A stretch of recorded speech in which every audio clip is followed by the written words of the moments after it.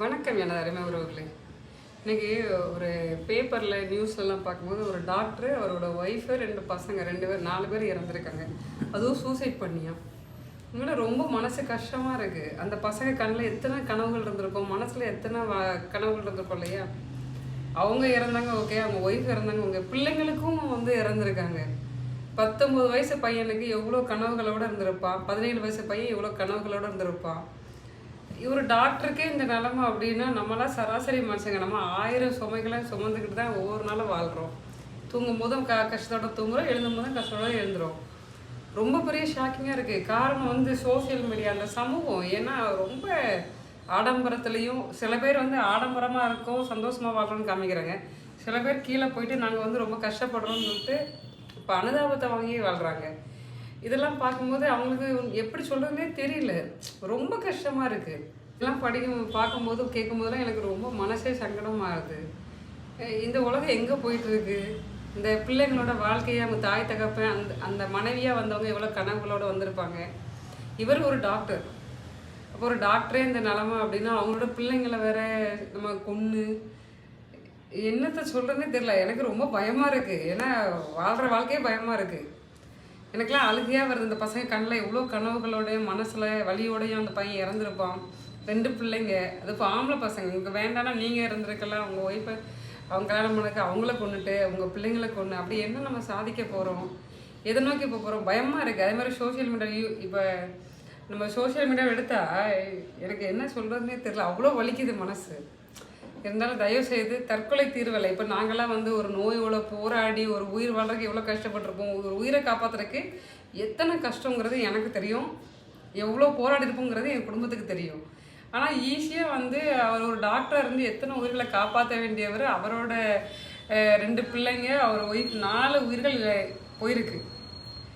இது இப்போ நம்ம பேசிக்லி எங்கேயோ கல்வியில் தரம் குறைதோன்னு நம்ம நினைக்க வேண்டியிருக்கு. ஏன்னா கஷ்டப்பட்டு இப்போ எங்கள் அம்மாலாம் கேட்டிங்கன்னா எவ்வளோ கஷ்டம் இருந்திருக்கும். இப்போ அந்த காலத்துலலாம் நிறைய கஷ்டம் இருந்திருக்கும், வெளியே சொல்லியிருக்கவே மாட்டாங்க. இப்போல்லாம் பரவாயில்ல, நம்ம கொஞ்சம் வெளியே சொல்லிக்கிறோம், அல்ல வெளியே போய்க்கிறோம். பெண்களாக இருந்தாலும் இப்போ வெளியே போகிறோம், ஆண்களாக இருந்தாலும் நம்ம வெளியே போய்க்கிறோம். ஆனால் இப்போ ஏன் அப்படி இருக்குது அப்படிங்கிறதே தெரியல. நமக்கு அடிப்படை கல்வி ஒழுக்க பாதையிலையும் இந்த ஆடம்பரம் இருக்குது பார்த்திங்களா, அதை குறைச்சி நேர்மையான வழியில் ஒரு தன்னம்பிக்கையான வாழ்க்கையை வாழ்கிறதுக்கான வழியை கொடுக்கணும். இந்த கல்வி வெறும் மார்க்கோட போராடுற மாதிரி இருக்குது. என் மதிப்பெண் வேணும் மதிப்பெண் வேணும்னு ஓடுறோம். அந்த மதிப்பெண் வாங்கிடுறோம். ஆனால் அதுக்கு இப்போ நான் 500க்கு 500 வாங்கினாலும் போராட்டமாக இருக்குது. அப்படிங்கும்போது நீ இது இல்லைனாலும் வாழ முடியும் அப்படிங்கிற வளர்ச்சியை கொடுக்குறது தான் கல்வியாக இருக்கணும், மன வளர்ச்சி கொடுக்குறது தான் கல்வியாக இருக்கணும். ஆனால் அப்படி இல்லாமல் இந்த சமூகத்தை எங்கே கொண்டு போகுதுனே தெரியல. சமூகம் கல்வி மட்டும் இல்லை, சமுதாயமும் இப்போ பேசிக்காகவே அடிப்படையிலே எங்கேயோ ஒரு பிரச்சனை வருது. கலியுகங்கிறது கரெக்டாக இருக்கோ அப்படிங்கிற மாதிரி இருக்குது. எதையோ ஆடம்பரத்தையும் அழகையும் பணத்தோட ஓட்டத்துக்காகவும் வளர்ச்சியாக இருக்குமோ, மனிதருக்கான வளர்ச்சி இல்லையோ அப்படிங்கிற மாதிரி எனக்கு ரொம்ப மனசு வலிக்குது. ஒரு உயிருங்கிறது இறைவன் கொடுத்த உயிர். ஒருவேளை இறைவனை கும்பிடாதவங்க கடவுள் ஏதோ உங்கள் அம்மா அப்பா கொடுத்த உயிர்னு வச்சுக்கோங்க, அதை எடுக்கிறதுக்கு உங்களுக்கு எந்த அதிகாரமும் கிடையாது. அப்படிலாம் இருந்தால் நானும் என் ஹஸ்பண்ட்லாம் என்றைக்கோ போய் சேர்ந்துருக்கணும். நாங்கள் அந்த உயிரை காப்பாற்றுறதுக்கு எவ்வளோ போராடணும் எங்களுக்கு தான் தெரியும். அதனால் தயவுசெய்து யாராக இருந்தாலும் உயிரை மாற்றிக்கிற அளவுக்கு போகாதீங்க. அதுவும் கனவுகளோடு வாழ்கிற சின்ன பிள்ளைங்களோட உயிர் போதுங்கும் போது என்னால் உண்மையில கண்ணீர் விட தான் செய்யணும். ஏன்னா அவ்வளோ சங்கடமாக இருக்குது. ஒரு மனசுக்கு எனக்கு எவ்வளோ வலிக்குன்னு எனக்கு சொல்லவே முடியல.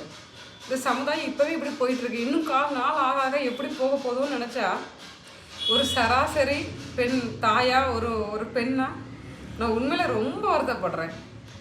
உயிரை மாற்றிக்கொள்வது எதுக்குமே முடிவு கிடையாது. போராடுறது தான் மனித குணத்தை கொடுத்து இறைவன் படைச்சிருக்காரு.